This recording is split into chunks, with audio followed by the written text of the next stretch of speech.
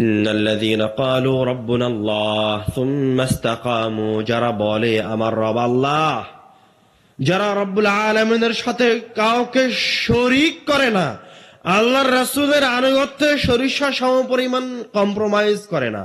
ইন্নাল্লাযীনা ক্বালু রাব্বুনাল্লাহ সুম্মা ইসতাকামু, রব্বুল আলামিনের একত্ববাদের দাবি করে, উলুহিয়াত উবুদিয়াতের দাবি করে সীসা ঢালা প্রাচীরের মতো আল্লাহর ইবাদতের উপর দাঁড়িয়ে থাকে। তাতানাজ্জালু আলাইহিমুল মালাইকাতু আল্লা তাখাফু, তাদের মৃত্যুর সময় রব্বুল আলামিনের পক্ষ থেকে ফেরেশতাদেরকে পাঠিয়ে দেওয়া হয়। সুবহানাল্লাহ। ফেরেশতারা এসে ওই ব্যক্তিকে বলে, আল্লা তাখাফু, তুমি ভয় পেও না, ওয়ালা তাহজানু, তুমি চিন্তিত হও না, তুমি কষ্ট পেও না, ওয়া আবশিরু বিল জান্নাতিল্লাতী কুনতুম তুআদুন, তুমি পরকালীন যাত্রা দেখে বিচলিত হও না, আমাদেরকে দেখে বিচলিত হও না, কষ্ট পেও না, সন্তানের বিচ্ছেদে কষ্ট পেও না, স্ত্রীর বিচ্ছেদে কষ্ট পেও না। কেন? তোমাকে এতদিন, তুমি যে এতদিন যে জেলখানার ভিতরে বসবাস করছিলে একজন মুত্তাকি মুমিন হিসেবে, তোমার জন্য যে দুনিয়া কারাগার ছিল, তুমি যে কখনো রব্বুল আলামিনের ইবাদতে কমতি করনি, তুমি যে জান্নাতের আশায় এগুলি করেছো, ওয়া আবশিরু বিল জান্নাতিল্লাতী কুনতুম তুআদুন, তুমি এখন ওই জান্নাতের সুসংবাদ গ্রহণ করো। সুবহানাল্লাহ।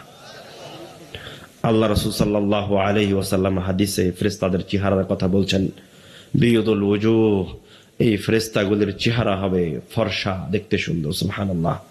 কাআন্না ওজুহাহুমুশ শামস, তাদের চেহারা এতটাই সুন্দর হবে, এতটাই উজ্জ্বল হবে, আল্লাহ রাসূল সাল্লাল্লাহু আলাইহি ওয়াসাল্লাম বলছেন যেন সূর্যের মতো জ্বলজ্বল করছে। সুবহানাল্লাহ।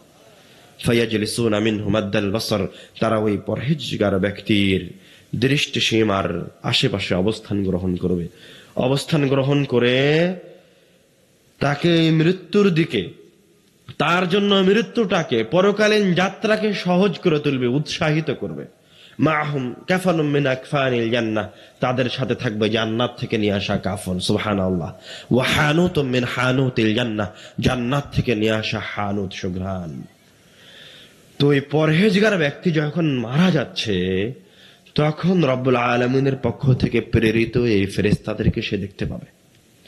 জান্নাত থেকে নিয়ে আসা এই হানুত, এই কাফন, এগুলি সে দেখতে পাবে।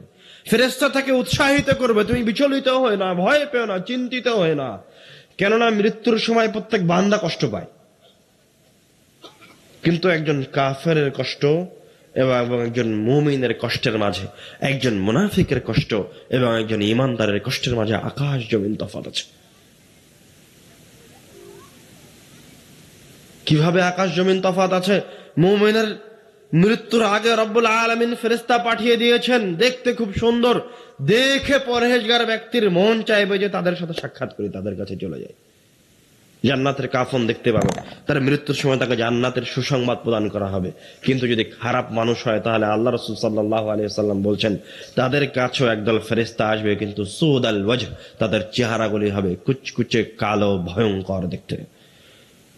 মাআহুমুল মাসূহ, তাদের সাথে থাকবে জাহান্নাম থেকে নিয়ে আসা পাত্র।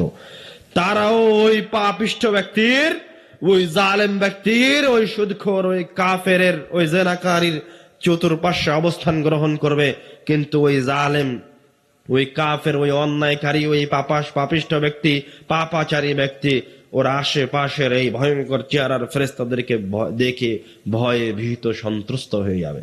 জাহান্নাম থেকে নিয়ে আসা মাসূহ নামক পাত্রও দেখতে পাবে। আল্লাহ রাসূল বলছেন, ফালাইসা শাইউন আকরাহু ইলাইহি মিম্মা আমামাহু, তখন ওই পাপিষ্ঠ ব্যক্তির জন্য ওই পৃথিবীতে সবচেয়ে অপছন্দজনক এবং সবচেয়ে নিকৃষ্ট হচ্ছে এই মৃত্যুটা। কিন্তু মুমিন বান্দা যখন এরকম তার সামনে সুন্দর এক ভবিষ্যৎ দেখতে পাবে, আল্লাহ রাসূল বলছেন, ফালাইসা শাইউন আহাব্বা ইলাইহি মিম্মা আমামাহু, তখন তার জীবনের এই পৃথিবীতে সবচেয়ে প্রিয় জিনিসটা হচ্ছে মৃত্যু। সুবহানাল্লাহ। ওই মুমিন ফেরেশতাদের কথা শুনে, সুন্দর দৃশ্য দেখে, এত সুন্দর চেহারার ফেরেশতা দেখে রব্বুল আলামিনের সাক্ষাৎকে, মৃত্যুকে ভালোবাসবে। সুবহানাল্লাহ। ফাআহাব্বাল্লাহু লিকাআহু, তখন রব্বুল আলামিন ওই বান্দার সাক্ষাৎ কামনা করবেন। সুবহানাল্লাহ। একজন কাফেরের মৃত্যু, একজন কাফেরের কষ্ট এবং একজন মুত্তাকির কষ্টের মাঝে আকাশ জমিন তফাৎ আছে। একজন মোত্তাকির রূহ বের হয়ে যাওয়ার সময় কষ্ট হবে।